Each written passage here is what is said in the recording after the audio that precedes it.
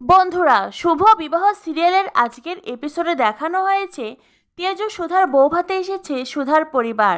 আর তেজদের বাড়ি দেখার পরেই সুধার পরিবারের তো ভিমডি খাওয়ার মতন অবস্থা।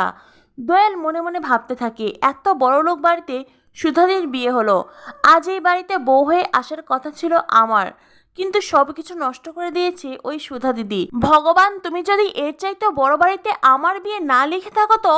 তখনই দোয়েলের মা সুধার জেঠিমণি বলেন, আমার জন্যই সুধার এত বড়লোক বাড়িতে বিয়ে হলো। আমি তো মিথ্যে কথা বলে নিজের মেয়ের জায়গায় সুধাকে এই বাড়িতে বিয়ে দিয়েছি। ঝিনুক বলে, কিন্তু জেঠি, এই বাড়ির লোকজন কিন্তু আমার দিদিকেই পছন্দ করেছিল। তোমার মনে নেই কর্তামা কি করে দোয়েলদির হাত থেকে আংটিটা খুলে নিয়েছিল? তখনই জেঠির মনে পড়ে যায় সেদিনের কথা। সত্যিই তো, কাননবালা দেবী কিভাবে দোয়েলের হাত থেকে আংটিটা খুলে নিল। দোয়েল তখন বলে, আমাকে সবার সামনে অপমান করেছিল, অপদস্থ করেছিল। ওই কাননবালা দেবীও সকলের সামনে এমন অপমান অপদস্থ হবে, সেই দিন আমার কষ্টটা উনি বুঝতে পারবেন।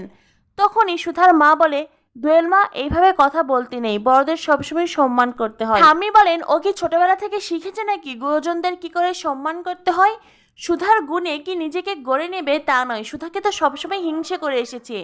তখনই দোয়েলের মা মানে জেঠিমণি বলেন, কে কাকে হিংসে করে কার জায়গায় গেছে সে নিয়ে না হয় পরের কথা বলা হবে, আগে ভেতরে চলুন মা। এরপরেই দেখা যায় সুধার পরিবারের সকলেই তত্ত্ব হাতে রিসেপশন পার্টিতে চলে আসে। তরিতা তত্ত্ব দেখে বলে, এই সমস্ত তত্ত্ব আপনারা বসু মল্লিক পরিবারে এনেছেন? আত্মীয় স্বজনরা দেখলেই বা কি বলবে? ঠাম্মি যে আপনাদের এতগুলো টাকা দিল, আর সেই টাকা খরচ করে আপনারা এই তত্ত্ব কিনেছেন? জ্যোৎস্নাদি বলে, ভাই হয়তো এই সমস্ত জামা কাপড় পরবেই না। এই বলে তরিতা জ্যোৎস্না ওখান থেকে চলে যায়। সুধার মা হাত জোর করে তেজের মা ও মেজ কাকিমণিকে বলেন, আমাদের তত্ত্ব হয়তো ভালো হয়নি, সেরকম হলে এগুলো আমরা চেঞ্জ করে দেব। তেজের মা বলেন, এ মা, না না,